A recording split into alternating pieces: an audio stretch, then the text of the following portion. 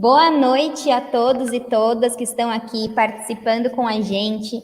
Sejam todos muito bem-vindos e bem-vindas a mais uma live do Distrito Health. Eu sou a Jennifer Braz, Community Manager aqui do Distrito Health Tech Hub. Hoje nós estamos com mais de 116 startups, né, dentro da área da saúde. Então é um prazer aí sempre conduzir as nossas lives, os nossos encontros que a gente faz por aqui. Hoje a gente vai falar de um tema super importante, a gente vai falar um pouco mais sobre a inovação e os avanços da saúde e também a perspectiva da vacina contra o Covid-19 no Brasil. A gente vai trazer especialistas aqui para falar de diversas esferas, né, de inovação e vacinação e programa de imunização, para discorrer mais do assunto. Vamos trazer para o centro da discussão o papel da inovação e da tecnologia, né, em relação também a essa corrida, essa busca, né, por uma vacina contra a Covid, enfim, como que a gente, né, em tão pouco tempo conseguiu trazer uma solução, quais são as oportunidades de inovação, perspectivas, enfim, tem bastante coisa interessante para debatermos aqui hoje. Mas, antes de eu chamar os nossos convidados, eu gostaria de chamar uma pessoa aqui super especial, o Marco.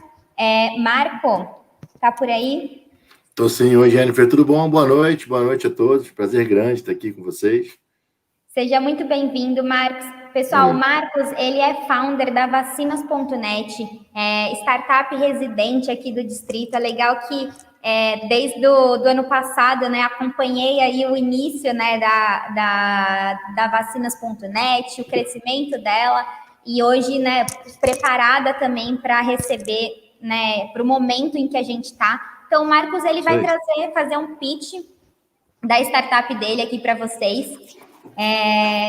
E depois a gente vai dar sequência ao nosso bate-papo. Tá bom, legal, vamos lá. Bom, primeiro me apresentar rapidinho, né? Prazer a todos, meu nome é Marcos Tender, eu sou CEO e fundador da Vacinas.net, uma startup residente virtual do projeto de residência virtual do Distrito.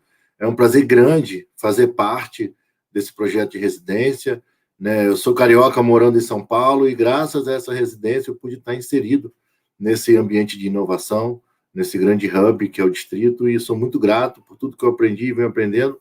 Participar dos eventos é fundamental, então se você também tem uma startup, se você faz parte da comunidade, vale muito a pena estar, né? Eu sou muito grato, então vamos lá. Vou compartilhar minha tela e vamos falar um pouquinho sobre a Vacinas.net.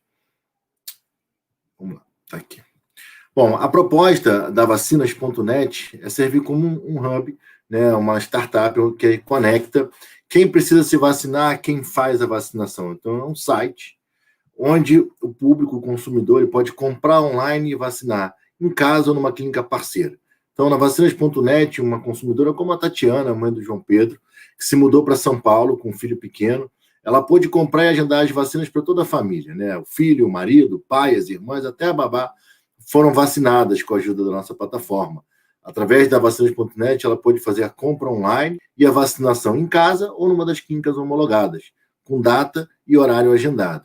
E hoje a gente tem no Brasil cerca de 20 milhões de consumidores no mercado privado, um mercado em franca expansão. Hoje no Brasil a gente tem cerca de 3.500 clínicas de vacinação e mais 10 mil pontos de aplicação privados, entre laboratórios, farmácias, hospitais e clínicas de outras especialidades, né? Num mercado que fatura, que tem um giro financeiro anual em torno de 3 bilhões de reais. Então, um mercado crescente, né? A gente está à espera aí da vacina de Covid, então é um mercado que ainda tem um potencial muito grande para crescer. E como modelo de negócio, a ideia Vacinas.net é servir como hub para o mercado privado de vacinação, integrando todos os players na cadeia produtiva, um marketplace B2B2C, com a proposta de gerar valor para toda a cadeia de vacinação. Então, para o cliente, com informação, compra e agendamento online, para as clínicas de vacinação, como uma solução plug and play de e-commerce, para os distribuidores, como uma rede de circulação e fornecimento de produtos,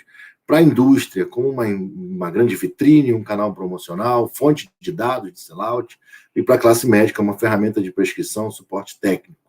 E hoje a gente já faz a nossa atração, a nossa monetização no eixo, no elo entre a clínica e o paciente final, servindo como intermediador do serviço de vacinação. Então, o cliente ele consegue entrar na sua plataforma e fazer o agendamento para o serviço de vacinação, seja em casa ou numa clínica parceira. Como a Jennifer falou, a vacinas.net, a gente lançou a loja fizemos o MVP dentro da rede Profilaxis em 2019. Em 2020, a gente abriu para o mercado e relançou o marketplace com 2 parceiros, e aí viemos seguindo uma evolução bem rápida, né? Então, em abril, com 2 parceiros, em setembro, a gente deu um salto e conseguiu, com um valuation de 6 milhões, fazer a primeira captação, com a ajuda da iniciativa da CriaBiz, da empresa de vesting que está com a gente. E em janeiro desse ano, a gente já fez uma segunda captação com valuation de 13 milhões. E hoje, a Vacinas.net é um marketplace com maior cobertura no Brasil. A gente está plugado com 63 clínicas de vacinação, a gente já tem mais de 70 clínicas sob contrato, em processo de homologação. Estamos presentes em 14 estados, 10 capitais, e temos a capacidade de fazer vacinação em 351 municípios, onde a gente é capaz de atingir uma população total de 68 milhões de pessoas. Então, para uma empresa que saiu do zero em março, abril do ano passado, hoje ter esse alcance, é uma coisa que nos deixa muito orgulhoso, e com certeza fazer parte, estar dentro do distrito foi fundamental para esse crescimento e toda essa nossa alavancagem. Né, o que a gente oferece para o público, de uma forma geral, é facilidade, rapidez e segurança. Então, a compra e o agendamento online das vacinas, a gente trabalha com todas as vacinas registradas pela Anvisa no Brasil. Nosso cliente ele pode buscar seus produtos, as vacinas por idade, por fabricante. A precificação é feita por CEP, então, em função da região onde o cliente está, a gente consegue propor e ter preços e estoques diferentes. A gente dá suporte no site todo via chat e tem uma função de social selling muito importante para promover a integração entre o público, a divulgação sobre vacina e juntar vacina, informação de qualidade e o serviço de vacinação. É a nossa principal proposta.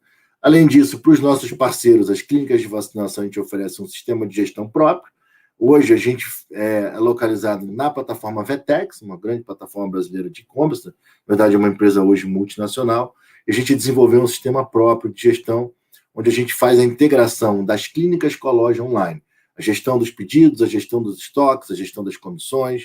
A gente conseguiu implementar uma função de pedido multiclínica, a gente faz toda a gestão das comissões, consegue exportar as bases de dados, então a gente tem uma capacidade de autogerenciamento, de gestão muito profunda e muito organizada graças a esse sistema.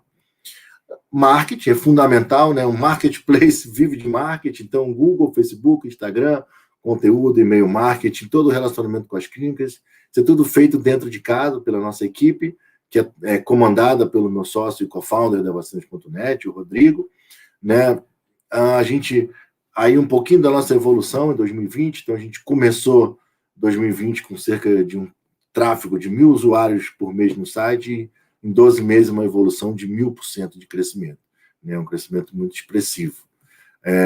Já fizemos e conquistamos muitos clientes ao longo de 2020. O grande destaque do nosso marketplace é a taxa média de conversão, 1,7% de média, tendo pico de 7,4% na gripe do ano passado, o que para um marketplace é um KPI fenomenal, né? E agora com a rede estruturada, com marketing estruturado, a gente imagina realmente alcançar a atração de vendas grande para 2021. Essa é a nossa grande proposta e objetivo.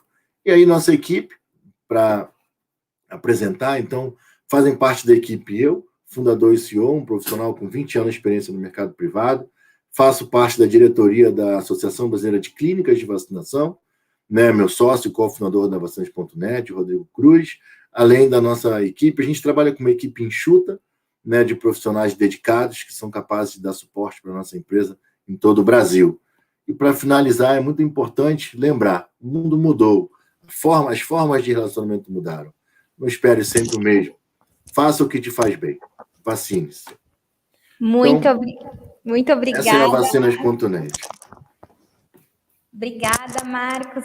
Parabéns. Obrigado, mais uma vez pela startup, pela sua trajetória. Eu tenho certeza que tem uma jornada aí de crescimento muito grande para vocês, por isso que a gente também trouxe vocês aqui. Né, a gente, dentro do programa também, essa oportunidade de mostrar soluções, a gente tem muita solução boa aqui dentro do distrito. Com certeza. E precisa a ser apresentada, ainda mais, né, a vacinas.net Com certeza, Jennifer. E a gente trabalhou muito de perto, logo no início, e foi fundamental, né?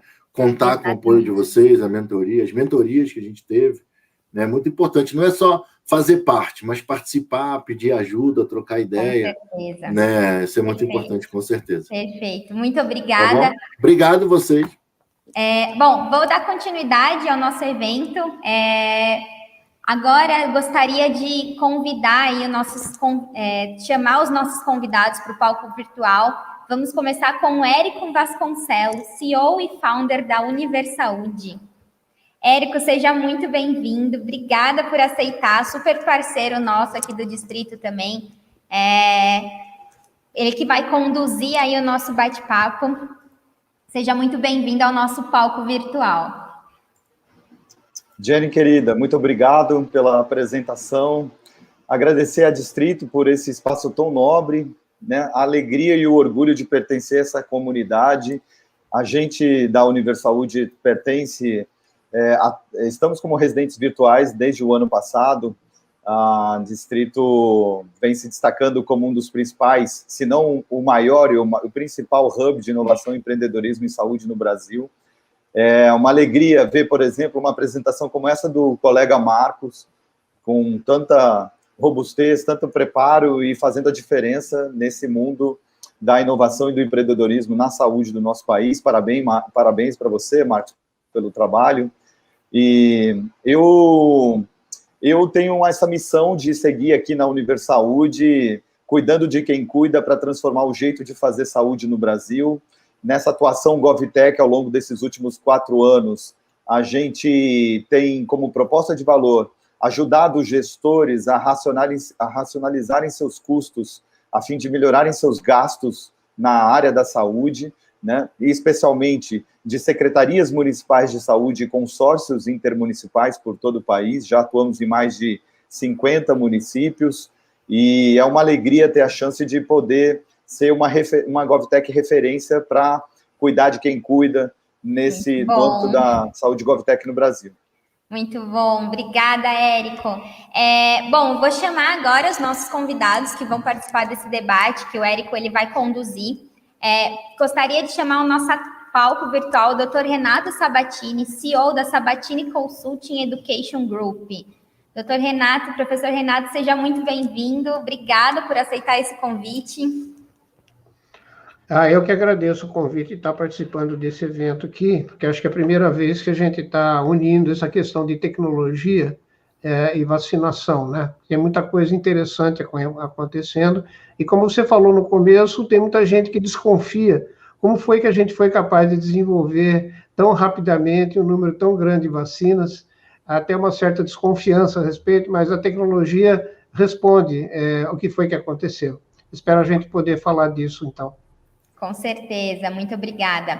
Agora, gostaria de chamar para a tela a doutora Helena Sato, coordenadora do Programa Estadual de Imunizações do Centro de Vigilância Epidemiológica, professor Alexandre, não sei se eu vou pronunciar certo, me corrija, Branjac, é isso mesmo? Helena, você está no mudo. Acho que tem alguma questão com o seu... Opa! Não, tá no mudo ainda. Algum problema com o seu áudio, doutora Helena? Mesmo sem mutar? Tá bom. Vamos chamar, então, o nosso próximo convidado, enquanto a doutora Helena ela consegue aí arrumar o microfone dela. Chamar aqui, por fim, para completar o nosso quadro, o doutor Jorge Calil, professor titular da disciplina de Imunologia Clínica e Alergia da Faculdade de Medicina da USP. Professor Jorge Calil, seja muito bem-vindo. Obrigada mais uma vez por aceitar esse convite. Obrigado, Jennifer. Obrigado pelo convite. Obrigado ao Distrito. E é um prazer estar aqui na presença de tão bons colegas, professor Sabatini, sendo entrevistado pelo Érico Vasconcelos, e com a Helena Sato, que eu conheço há muitos anos e que faz um trabalho fantástico na vacinação em São Paulo. Vamos conversar sobre um assunto muito quente, né, que todos nós queremos uma solução rápida todos queremos ser vacinados, mas eu quero lembrar que mesmo vacinados temos que continuar com o uso da máscara e todas as precauções. Nós estamos vivendo um momento muito difícil em São Paulo e no Brasil, com um grande número de casos novos, um grande número de óbitos e as UTIs completamente lotadas, tanto nos hospitais públicos como nos privados. Nós lá no INCOR estamos absolutamente lotados de pacientes e existe uma dificuldade muito grande de internar. Então, eu quero lembrar a todos vocês que o cuidado agora tem que ser redobrado, porque quem ficar doente agora, se complicar daqui a 10 dias ou 15 dias, a situação está muito difícil, porque as pessoas ficam muito tempo nos UTIs. É isso. Bom, muito obrigada. Érica, eu vou deixar você à vontade. A Helena, a gente está conversando aqui com ela no backstage, daqui a pouco ela volta também, mas fiquem super à vontade aí para debater esse assunto tão importante. Combinado, Jenny. Obrigado pela oportunidade uma vez mais. Sejam bem-vindos, professor Sabatini, professor Jorge Calil, a honra de poder estar com vocês nesse instante. A gente está propondo, nesse princípio, abrirmos alguns 10 minutos de fala para a gente poder, inicialmente, esquentar os tamborins aqui e abrir o palco para ouvi-los em meio a esse momento tão especial. São muitos conteúdos que estão possíveis de serem facilitados nesse instante. Então, mais do que a gente sair largando com pergunta, a oportunidade de ouvir cada um de vocês acerca desse momento, em meio a esse tema, em que a inovação e a tecnologia e o desafio da vacinação tomam espaço nas nossas agendas atualmente, né? Então, eu gostaria de, em princípio, convidar o professor Sabatini para os seus primeiros 10 minutos de fala acerca desse tema, desse nosso momento tão especial aqui com a Distrito, falando sobre a inovação, os avanços na saúde e as perspectivas de vacinação no combate à Covid. Professor Sabatini, mais uma vez, muito boa noite, uma alegria estar aqui com você nesse espaço. Obrigado, Érico, obrigado. Bom, pessoal, acho que todo mundo está percebendo que a gente teve um surto, não epidêmico, mas um surto de inovação fantástico, né? Se a gente pensar que essa doença foi identificada apenas em dezembro na China, em janeiro ela já tinha sido, o genoma do vírus, que tem cerca de 30 quilobases, mais ou menos, é um genoma muito pequeno, é um vírus de RNA, já tinha sido sequenciada pelos chineses, e a partir daí se estabeleceu um programa mundial de acompanhamento da evolução do genoma do vírus, que tem uma taxa de mutação muito alta, para vocês terem imaginado, em apenas 32 quilobases, já teve quase 10 mil mutações registradas. E isso foi tornado possível por uma série de conjunções de tecnologias, bancos de dados, internet de alta velocidade, sequenciamento de genomas de alta velocidade, inteligência artificial, vigilância baseada em tecnologia e assim por diante. Então, essa confluência, que eu chamo de uma convergência entre genômica, né, ômicas em geral, né, genômica, transcriptômica, proteômica, entre computação e inteligência artificial, que é a bioinformática. A bioinformática hoje é uma ferramenta essencial de toda essa área de imunidade, de virologia, de bacteriologia, etc., e a medicina. Então, hoje em dia, é difícil de achar especialistas que entendam das três coisas, né, professor Jorge? Então, é uma pessoa que seja ao mesmo tempo médico, entenda de bioinformática, sabe programar computador, entende de todas as ômicas, é muito difícil ter essa pessoa. Eu, nos últimos 40 anos, me especializei em formar esse tipo de pessoa, né? O primeiro laboratório de bioinformática foi na Unicamp, comigo, no Núcleo de Informática Biomédica, onde a gente começou a fazer essa junção entre medicina, biologia, bioinformática e informática médica. Então, muita gente acha, por exemplo, que, mas é muito estranho terem desenvolvido uma vacina em menos de um ano, quando a vacina que tinha sido desenvolvida mais rapidamente era de cachumba, em 5 anos, né? E algumas vacinas nem existem ainda, para HIV, hepatite C, ainda nós estamos correndo atrás desse tipo de vacina. Como é que é possível, com um vírus tão novo, que a gente mal conhecia ele, de repente foi possível desenvolver vacina? Bom, então aqui eu vou dar uma explicada muito rápida para vocês entenderem como. Primeiro, não é picaretagem, tá? Essa plataforma de mRNA, ela está há 10 anos em desenvolvimento, ela não surgiu agora. Tá? E ela é justamente filha dessa convergência entre computação de alto desempenho, bioinformática, computação genômica, uso do chamado sequenciamento de próxima geração, né, NGS. Por exemplo, o genoma do vírus, como ele é muito pequenininho, ele é sequenciado em horas, né? Em algumas horas, 2 horas, 3 horas, você consegue sequenciar o genoma completo, que é um RNA pequeno. Então, a primeira coisa nessas plataformas de desenvolvimento já tinha sido desenvolvido há muito tempo. E ela já estava sendo aplicada, embora não clinicamente. Então, já tinha tentativas de desenvolver para o SARS-CoV-1, né? O SARS-CoV-1, que foi a primeira pandemia de coronavírus, mas o vírus desapareceu antes que a vacina fosse começada a fabricar. Então, aquilo lá ficou em Oxford, nos Estados Unidos, na BioNTech, que é a que fez a vacina da Pfizer, a Moderna, todas essas empresas já existiam. E elas ficaram em stand-by, quer dizer, ainda não tinham tido a oportunidade de desenvolver pela primeira vez uma vacina de RNA. Mas ela existe há bastante tempo, né? E tem muitas aplicações. Então, quando surgiu o coronavírus, uma vez que foi sequenciado o coronavírus e foi detectado a cada gene o que ele fazia, né? Então, ele tem cerca de 23 proteínas, das quais as mais importantes são proteínas de expressão na superfície, e a mais importante de todos, o epitope, que é a spike, né? A proteína, das proteínas que compõem a espícula, que vai fazer o vírus se ligar à célula receptora, à célula hospedeira. Então, não foi um ano, gente. A Moderna desenvolveu a vacina em 75 dias, inclusive a fase 1 e a fase 2. Não é, professor Jorge? Isso é inaudito em ciência.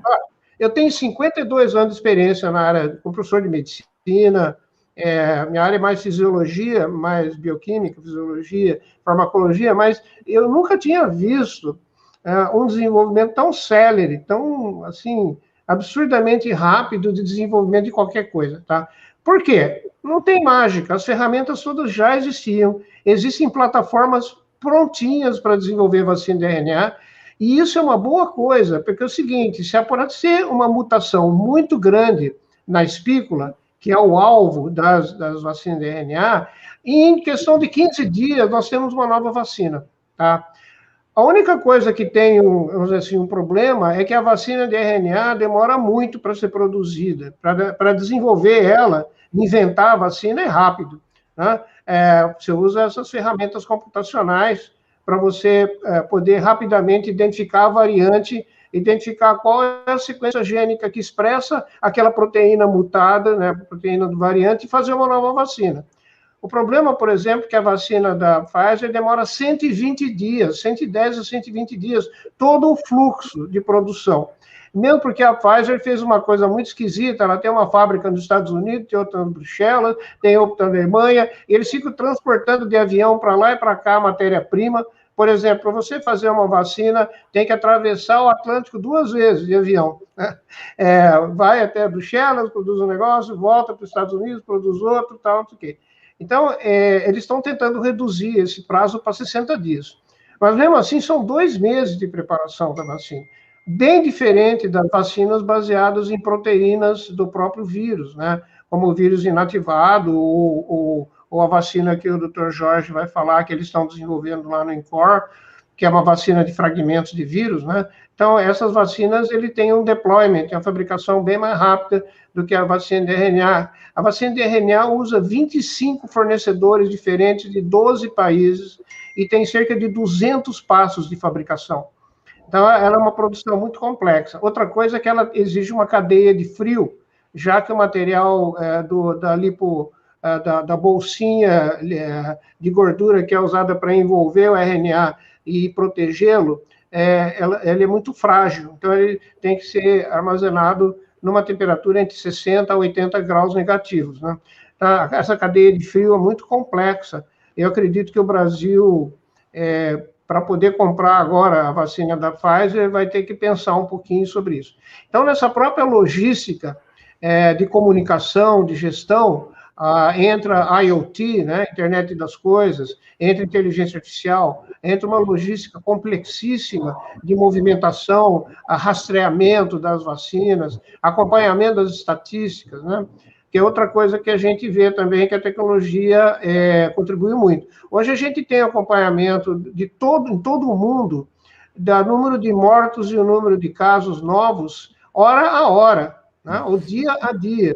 Quando que a gente teve isso, gente? Isso é muito raro isso ter acontecido, é basicamente em função de uma tecnologia baseada na internet que conseguiu ser montada sob o comando da Organização Mundial da Saúde, né, e de algumas outras organizações nacionais, que a gente vê todo dia a internet e a informática a nosso serviço, porque o acompanhamento dos casos, dia a dia, é fundamental para o controle da epidemia.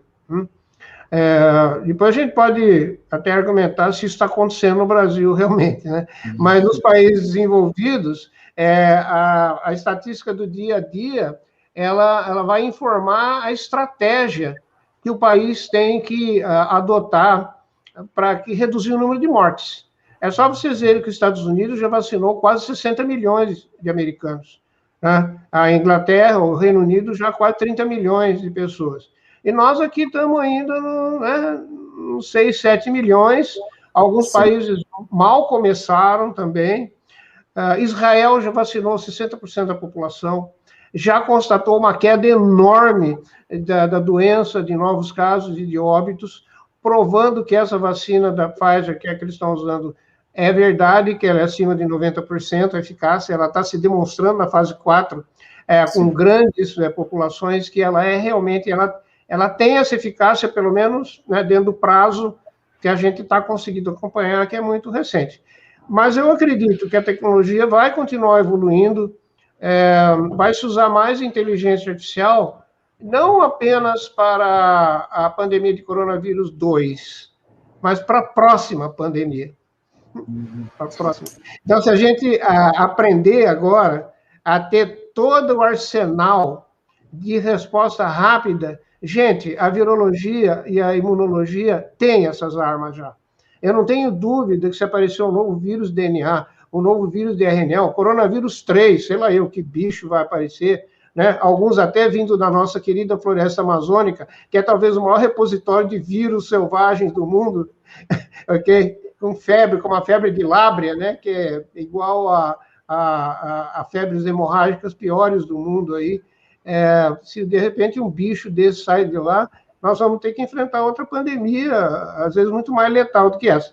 Então, terminando, a virologia, a imunologia, a ciência médica hoje tem o arsenal armamentar, a velocidade, tudo baseado em tecnologia extremamente inovadora, que vão sendo descobertas mês a mês, né, desenvolvidas mês a mês. Depois a gente pode falar um pouquinho sobre isso. O grande problema é, né, você ter as vacinas para vacinar, ter logística e reagir rapidamente. Porque quanto mais rápido você reagir, menos gente vai morrer. E menos chance de um variante ou vários variantes se desenvolverem. Tá? Obrigado pela oportunidade aqui. Vamos agora ouvir o que o doutor Jorge e a doutora Helena têm a falar. Obrigado, professor Sabatini. Quantas considerações especiais, obrigado pela sua apresentação. Doutor Jorge, antes de lhe abrir espaço para fala, eu gostaria de acolher aqui a doutora Helena Sato, ela que agora já tem seu microfone restabelecido. Muito boa noite, doutora Helena, seja muito bem-vinda. Obrigada pelo convite. Vai ser muito bom essa nossa troca de experiências e de ideias numa situação tão, não sei dizer não, viu? Dramática, né, doutora? Dramática, eu acho que é melhor essa. Beleza, obrigada, viu? Vamos lá. Alegria você conosco. Que bom que deu tudo certo. Eu vou passar aqui, então, para o professor Jorge Calil. A alegria do professor Jorge de tê-lo conosco nesse momento tão especial aqui da Distrito.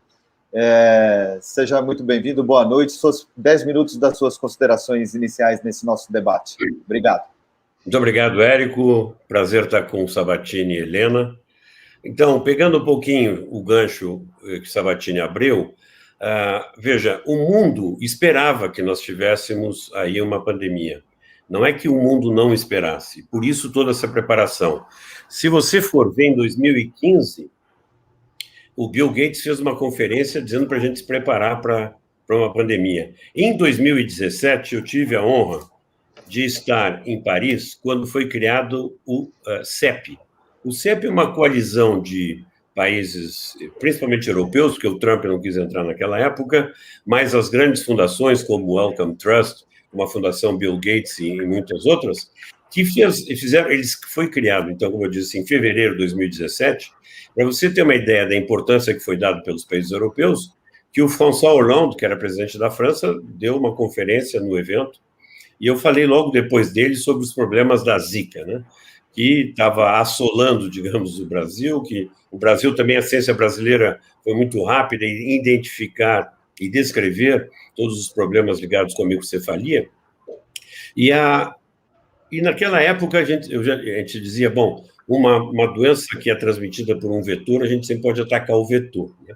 Os grandes problemas são realmente as doenças que são transmitidas por respiração, as respiratórias, porque elas são transmitidas de pessoas a pessoas e é muito difícil controlar como aconteceu isso. Agora, o mundo esperava, de certa forma, que nós tivéssemos uma pandemia de influenza. Em 2015, não sei se vocês vão lembrar, surgiu H7N9 na China com uma altíssima mortalidade, o que criou um pânico muito grande em todo mundo, inclusive nós, né, Helena? Você deve estar lembrada que nós tivemos várias reuniões sobre isso, e na época, eu era diretor do Instituto Butantan, eu trouxe a cepa H7N9 para o Brasil, nós desenvolvemos a vacina, fizemos os frascos sementes para que tivesse produzir, a gente produziria rapidamente, e a gente poderia produzir o suficiente para imunizar a população brasileira em menos de 3 meses ou 4 meses, com as instalações que a gente criou durante a minha direção no Instituto Butantan para a vacina da influenza. Então, veja, já existia essa preocupação, mas a gente conseguiu controlar na época H7N9, como eu disse, foi trazido, foi testado, inclusive, clinicamente, e surgiu um vírus que nós não estávamos esperando, que era o SARS-CoV-2, mas que também a gente já conhecia, porque, como o professor Sabatini falou, o SARS-CoV em 2002 surgiu, causou um pânico que matava aí de 10% a 15% da população. Depois surgiu o MERS no Oriente Médio, que é o Middle East, né, Respiratory Syndrome, e criaram institutos, vários deles, inclusive o Instituto Jenner, né, que é um instituto que fica em Oxford, que é um prédio belíssimo aí, com 7 andares, 7, 8 andares, pessoal altamente capacitado, e esses grupos todos desenvolveram plataformas. No caso da Universidade de Oxford, eram baseadas num adenovírus, que é o adenovírus de chimpanzé. E o que é feito? Se coloca o gene que seja o antígeno principal, o antígeno vacinal principal, no genoma desse chimpanzé, desse adenovírus de chimpanzé, expressa a proteína e é utilizado isso como uma vacina. E eles estavam trabalhando, justamente quando começou a pandemia, no MERS, no Ebola e na Zika, para utilizar essa plataforma. Então, eles rapidamente, quando surgiu a sequência do vírus, que saiu, como foi dito já, em janeiro de 2020, logo eles já sintetizaram o gene, incluíram no adenovírus, e se vocês forem lembrar, foi a primeira vacina que teve notícia que poderia ter um potencial muito grande. E realmente eles foram extremamente rápidos em todo o desenvolvimento. Nós podemos falar, depois houve umas certas atrapalhadas que nós, cientistas universitários, às vezes fazemos nas relações com as empresas, até que a coisa se azeite, e teve alguns problemas, inclusive, de comunicação, que atrapalharam um pouquinho a vacina de Oxford e AstraZeneca, que foi, inclusive, testada aqui no Brasil, primeiro em uma dose, depois foram colocadas 2 doses, e ela conseguiu o seu registro aqui no Brasil. Bom, ao mesmo tempo que isso acontecia, muitos outros se movimentaram no mundo e os grupos fizeram 2 apostas científicas, fundamentalmente. Aqueles que utilizaram o vírus inteiro, que são as vacinas de vírus inativados. A gente sabe que as vacinas de vírus inativados, elas não dão uma resposta imune muito vigorosa, elas não funcionam tão bem em pessoas idosas, mas elas funcionam sim, elas provêm uma resposta imune que pode ajudar muito, principalmente nessa etapa inicial, a evitar as doenças moderadas e graves. E foram vacinas que foram feitas muito rapidamente. 4 institutos da China desenvolveram vacinas de vírus inativados e um instituto conhecido, que é o Instituto Bharat, na Índia também. Então, foram os países, digamos, lá do Oriente, muitos investiram nessa vacina de vírus inativado, enquanto que os países ocidentais utilizaram as suas plataformas. E, para isso, eles escolheram a proteína da espícula, do spike, que a gente já sabia, já do SARS-CoV e do MERS, que é a que se liga no receptor humano, né? No caso, a enzima conversora de angiotensina 2. E tem um lugar particular dessa proteína da espícula, que é chamado RBD, em inglês, né, para Receptor Binding Domain, ou domínio que se liga no receptor humano, que é que se liga com muita afinidade e permite que o vírus entre. Então, nós tivemos nessas plataformas algumas que sobressaíram. Então, as de adenovírus, como eu expliquei, é uma delas, que é a vacina de Oxford, mas também a CanSino usou um adenovírus humano, que é o adenovírus 5, a Janssen usou o adenovírus 26, né? Tem um colega e amigo chamado Dan Baruch, que trabalha na Universidade de Harvard, que tem esse desenvolvimento, essa plataforma de adenovírus 26, e logo lançou, a Janssen lançou, e agora recentemente foi aprovado, inclusive o Brasil negociou hoje, por informação do Érico, que eu não sabia, a compra dessa vacina do adenovírus 26, que tem a vantagem de ser dose única. Mas eu quero lembrar para vocês que quando eles fizeram o teste clínico, eles não colocaram como desfecho primário evitar a doença, e sim evitar doença moderada e grave. Então, às vezes fica difícil de nós compararmos uma vacina com a outra por causa disso. Ela é uma dose só, ela tem aí por volta de 70%, 75% até de proteção contra a doença moderada e grave, ela tem menos atividade no evitar a doença. E surgiu também uma vacina que eu achei muito inteligente, que é do Instituto Gamaleya, que é um instituto muito importante e sério na Rússia, que fez 2 doses, um com adenovírus 26 e a segunda dose com adenovírus 5.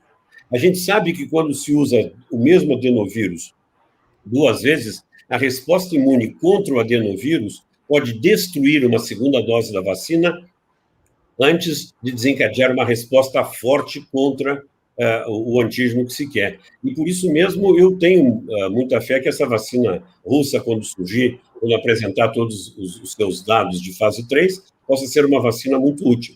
Nós tivemos as vacinas de RNA, que são uma novidade. Há muito tempo que se testa vacinas de RNA e outros medicamentos. Existiam alguns gargalos tecnológicos que foram resolvidos agora aí, muito ultimamente, quando eu estava em Harvard com o pessoal que trabalha justamente com a Moderna como consultor, eles disseram, agora nós estamos prontos, nós resolvemos o problema da toxicidade e da estabilidade do RNA.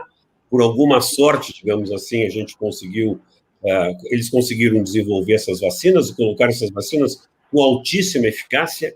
Nós podemos discutir isso depois. E surgiram outras vacinas importantes, a vacina da Novavax, vai vir aí com muita força, é uma vacina com a proteína recombinante, com um adjuvante muito forte, que é muito bom. Agora, essas vacinas todas são com a proteína da espícula, que a gente sabe que não dá uma resposta celular muito importante.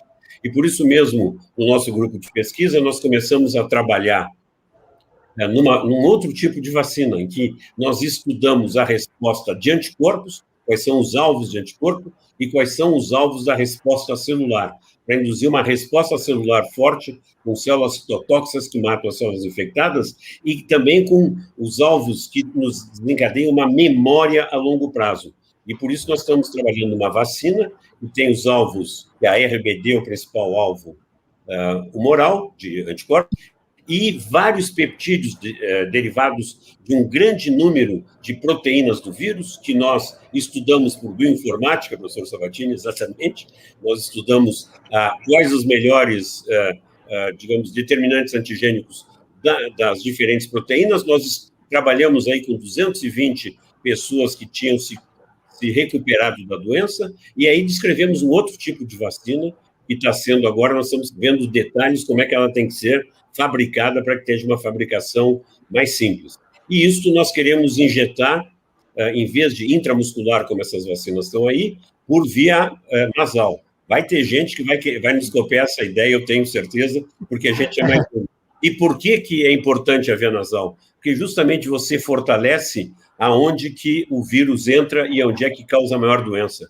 E você induz a produção de um anticorpo que é específico de mucosas, que é a imunoglobulina A, IgA, dimérica, com 2 imunoglobulinas, e que é muito forte, é muito importante, a gente sabe, por estudos com influenza e outros, que é muito importante para evitar a doença. Então, a gente tem a pretensão que a nossa vacina vai ser uma vacina que vai ficar, porque ela vai justamente fortalecer o sistema imune das vias aéreas superiores com IgA e com células T locais muito fortes, vai induzir uma resposta a longo prazo, porque a gente estudou memória, e nós já estamos prevendo colocar os diferentes variantes.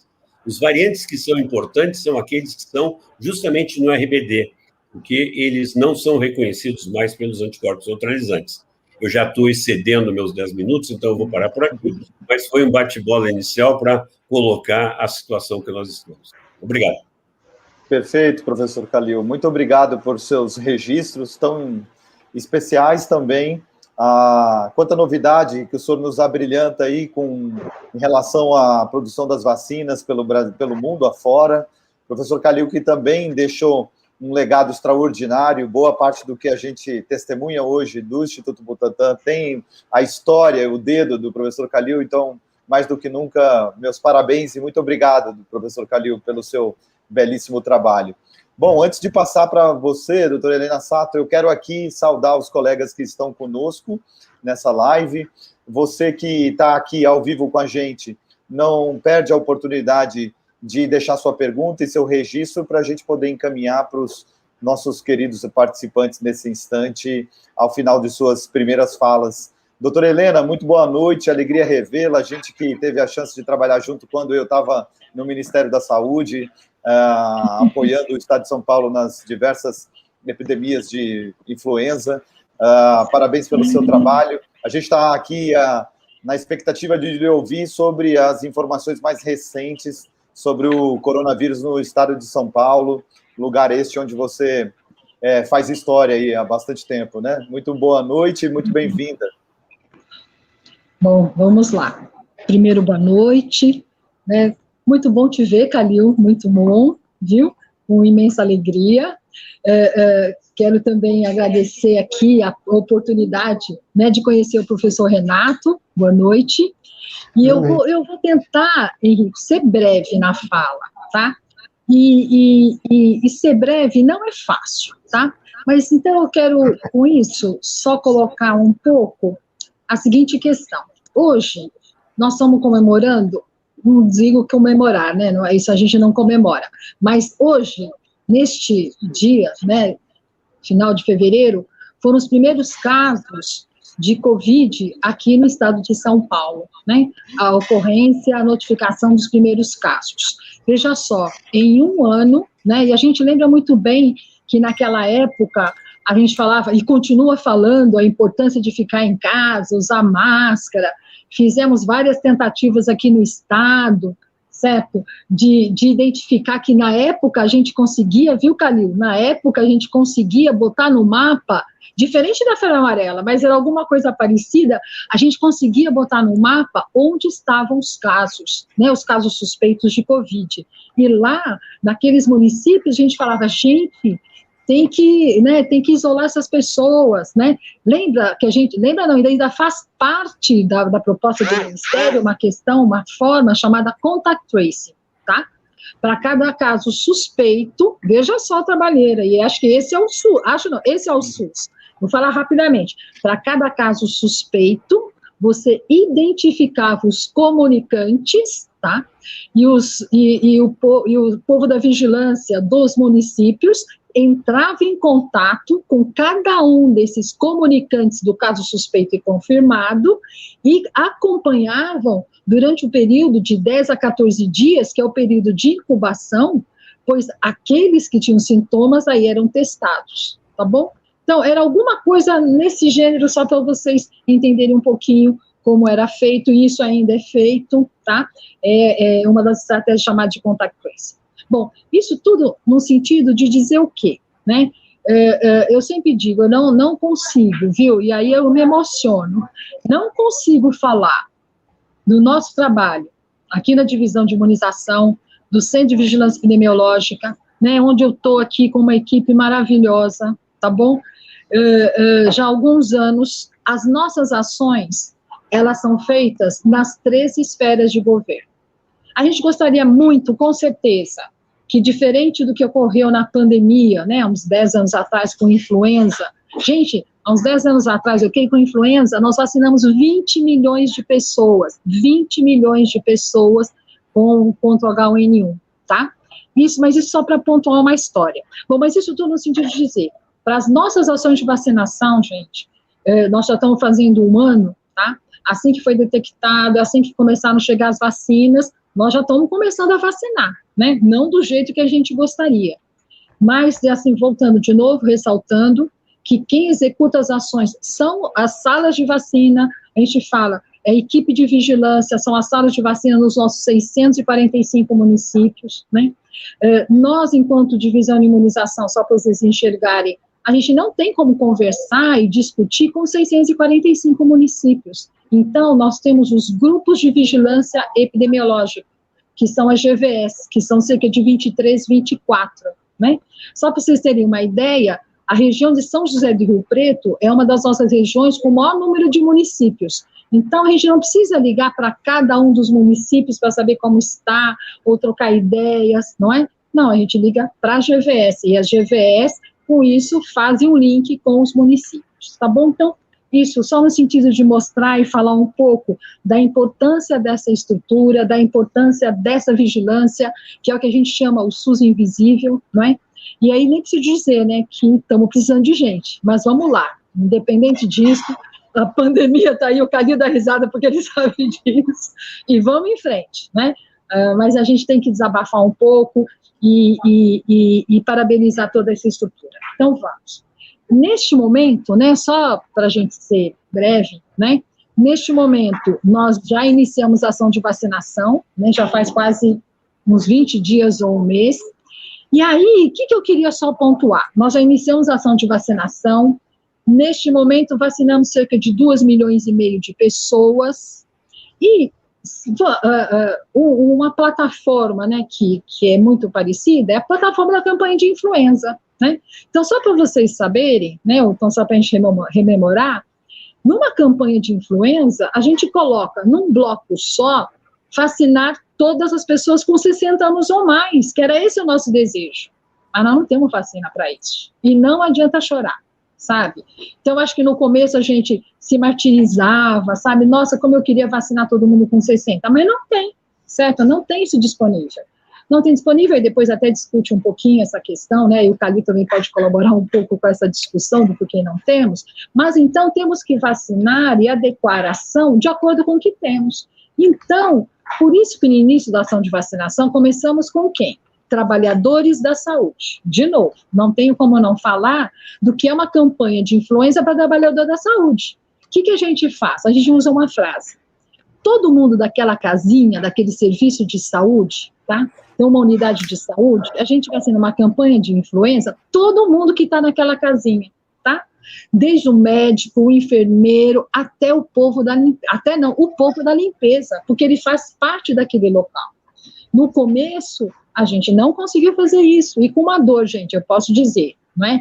Não é fácil, e não posso dizer que seja escolha de Sofia, mas foi uma ação diferente do que a gente fazia em relação à campanha de influenza. Então, só para pontuar um pouco para vocês a diferença de uma campanha de influenza que a gente vai realizar há muitos anos, mas ela já serviu como uma plataforma, né? Porque plataforma é a palavra da moda, viu? Nunca vi falar tanto de plataforma nesta pandemia. Tudo chique. Então, na plataforma, então faz parte da nossa plataforma Começamos a vacinar os profissionais de saúde, então agora afunilando, vacinando os profissionais de saúde. Quais profissionais de saúde? Aí começa a casa de som. Quais os profissionais? Aqueles que estão na linha de frente. É isso, tá?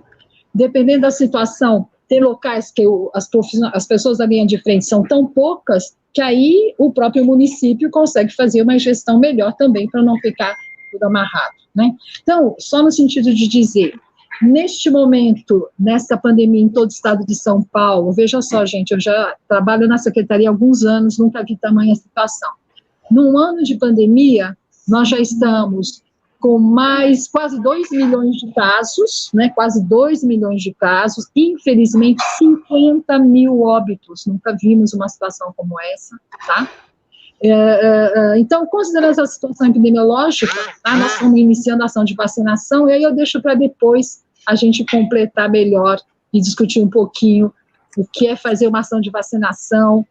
O nosso desejo é fazer uma campanha nacional, mas está difícil isso. A gente adora as pessoas do Programa Nacional de Imunizações, somos parceiros, mas uma ação de vacinação nacional não depende apenas do PNI, né, depende de toda uma estrutura, tá bom? Então, eu paro por aqui. Vou parar por aqui, e aí depois a gente abre o debate. Eu acho que o que eu falei já deu para ter uma ideia de como é que estamos trabalhando. Obrigada, viu? Perfeito, doutora Helena. Muito obrigado. Alegria você conosco. Vamos então para... a gente está às vésperas já do encerramento do nosso encontro. Imaginem vocês, temos 10 minutos para a gente evoluir, tentar trabalhar aí com o pessoal da Distrito para a gente fazer, quem sabe, mais uma rodada de perguntas para os nossos convidados. Pode ser, pessoal? De todo modo, quero aqui agradecer a presença de todos os mais de 40 colegas que estão aqui assistindo essa live conosco nesse instante. Sejam muito bem-vindos. Façam suas perguntas aqui no chat, nessa nossa segunda rodada de falas agora, neste instante, desse nosso momento de conversa aqui. E eu já vou passar a primeira pergunta para o professor Sabatini. Professor, veja, já chegou uma primeira pergunta aqui sobre relação entre inovação e melhorias na logística, pensando no plano de vacinação que está em curso, mas a questão é se a inovação aliada à criatividade é a chave para a ação empreendedora. Então, em meio a estas questões complexas que a gente está diante, onde tem espaço para inovar e o senhor ainda vê oportunidades para a gente explorar? Bom, eu acho que qualquer pandemia, ou qualquer epidemia, ou qualquer situação de saúde pública, sempre existe um enorme espaço para inovar, né? Por exemplo, eu cito a infodemiologia, que é a epidemiologia que acompanha as redes sociais. O primeiro trabalho foi feito em Belo Horizonte, pelo Centro Nacional de Pesquisa Dengue, que eles acompanharam o Twitter e viram que o número de vezes que a palavra dengue era citada no Twitter, espelhava exatamente a curva epidêmica, né? Então, uma forma que você pode fazer de acompanhamento, foi uma ideia genial, né? Inclusive, foi uma ex-aluna minha que fez o pós-doutorado lá. Porque imagina que se você pegar dengue, você não vai falar, gente, estou com dengue.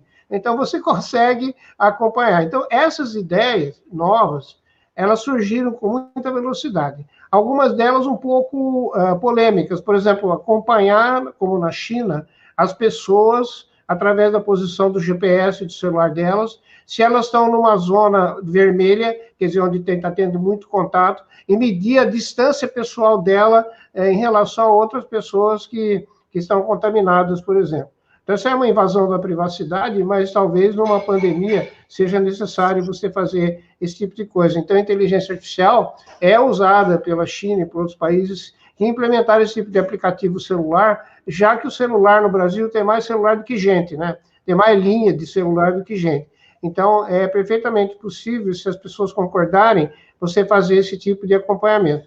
Então, isso é uma espécie de Big Brother para o bem, né? Ok? Para você poder acompanhar o que está acontecendo, porque as ações não farmacêuticas, elas são fundamentais, porque a gente não tem tratamento precoce, a gente não tem nenhuma droga efetiva farmacológica para tratamento da Covid, a vacinação vai demorar tempo até fazer a imunidade de rebanho. Então, no momento, a gente tem somente as ações não farmacêuticas para combater o contágio e a propagação da epidemia, que é o que nós não estamos fazendo no Brasil.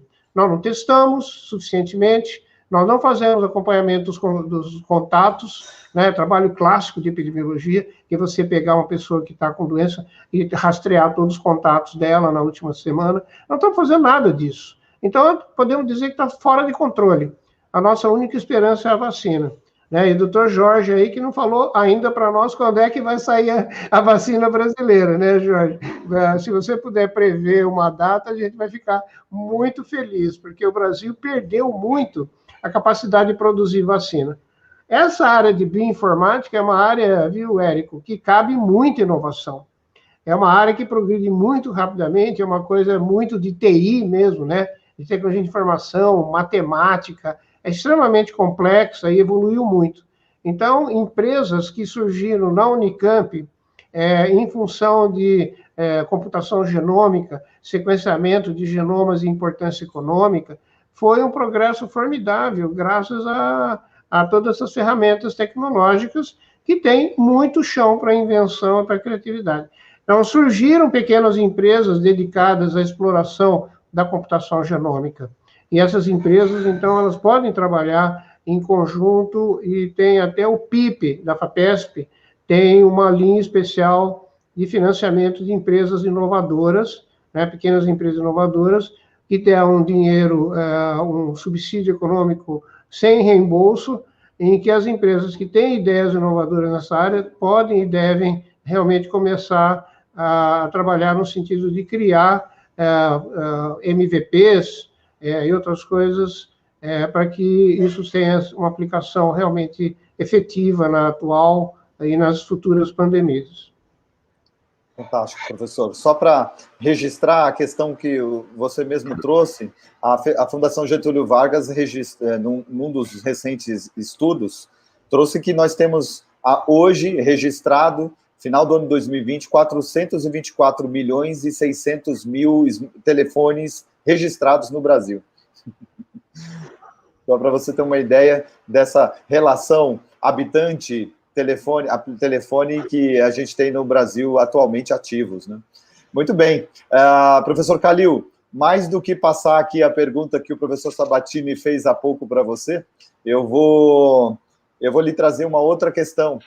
Que dica quente você traz para a gente para virar a página dessa pandemia, para a gente poder literalmente recriar essa circunstância desse momento tão complexo que a gente está diante?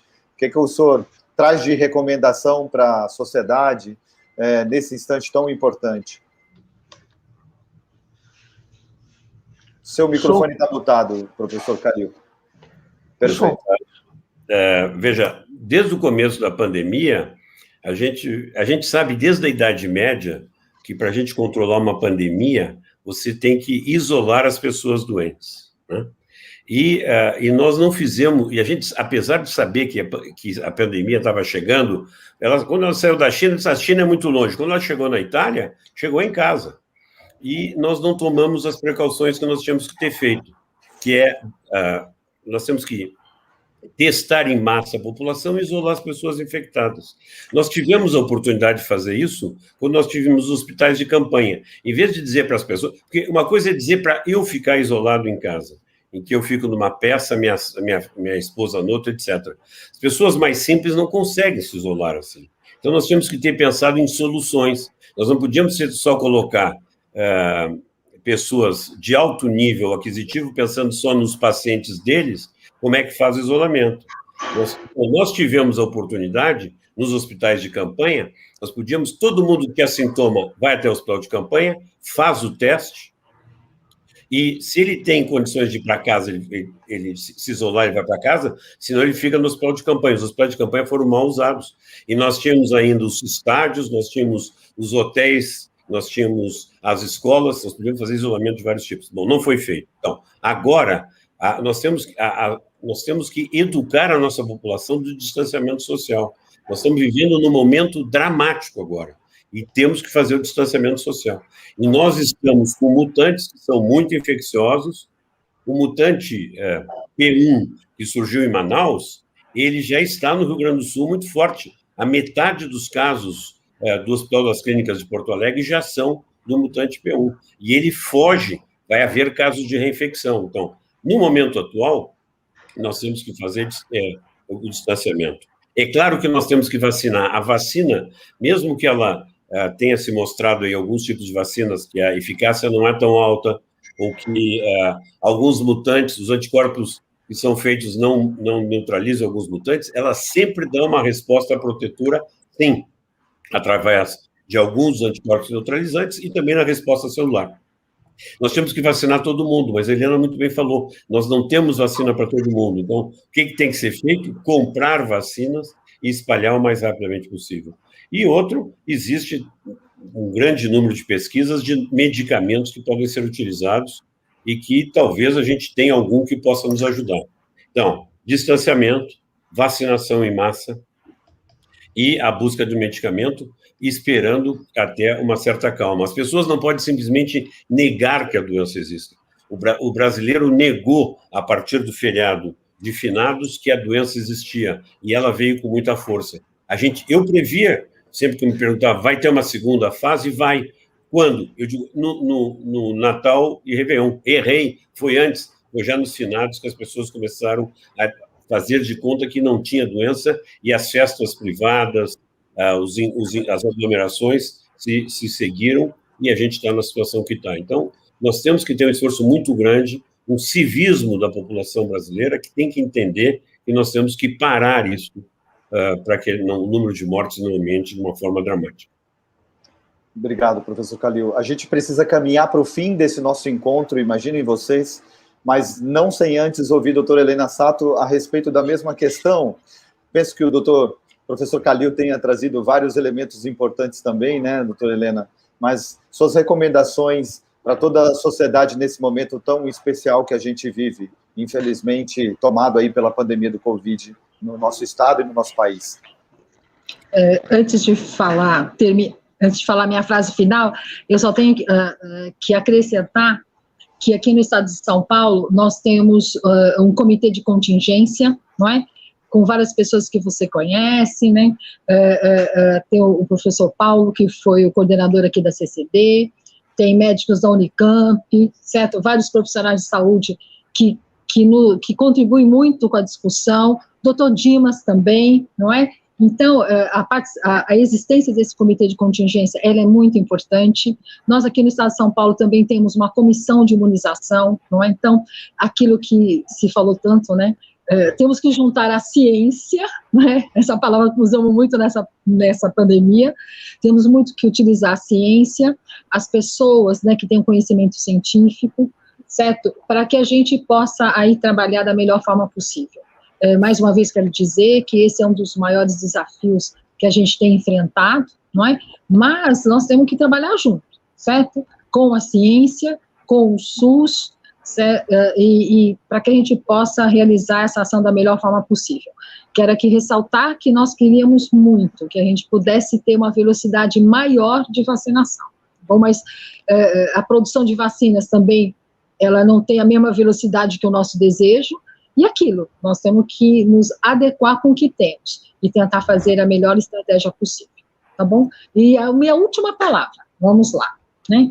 Temos vacina sim, mas não temos para todos. Neste momento, nós estamos vacinando quem? Os profissionais de saúde, pessoas com 80 anos ou mais. Vocês imaginam chegar até 60, chegar com morbidade? Então, teremos aí um tempo pela frente, espero que tenhamos mais vacinas, não é? No entanto, de novo, o que nós temos que fazer? Aquela velha questão que a gente vem falando há um ano, certo? Ao sair de casa, utilizar a máscara adequadamente, isso é muito importante, né? Ao chegar na sua casa, no seu local de trabalho, é fundamental lavar as mãos. Então, todas essas medidas em conjunto é o que temos para o momento, e vamos em frente. Obrigada. Excelente. Muito obrigado, doutora Helena, pela sua participação. Eu quero aqui, minhas palavras finais, agradecer ao professor Sabatini, professor Calil, também pela oportunidade de tê-los conosco nesse espaço virtual tão rico e tão potente aqui na Distrito, nessa conversa sobre um assunto tão relevante nesse instante. Jenny, passo para você. Muito obrigado a todos pela oportunidade das trocas nesse espaço tão rico, tão especial. Um grande beijo no coração de vocês todos. Obrigada, Érico. Obrigada, professor Jorge, Renato, Helena. É uma honra ter todos vocês aqui junto com a gente nesse assunto tão relevante para o momento que a gente está. Agradeço também a todos que estiveram aqui até o final junto com a gente. Compartilhem essa live, porque ela é informação pública, utilidade pública. E fiquem ligados também no nosso site, que a gente tem os próximos eventos. Todo mês estamos aqui com alguma live na área da saúde, sendo outros conteúdos também que passam aqui no canal do Distrito, todos focados em inovação, tecnologia, startups, enfim, tem muito conteúdo rico. Mais uma vez, obrigada a todos e tenham uma boa noite. Até breve.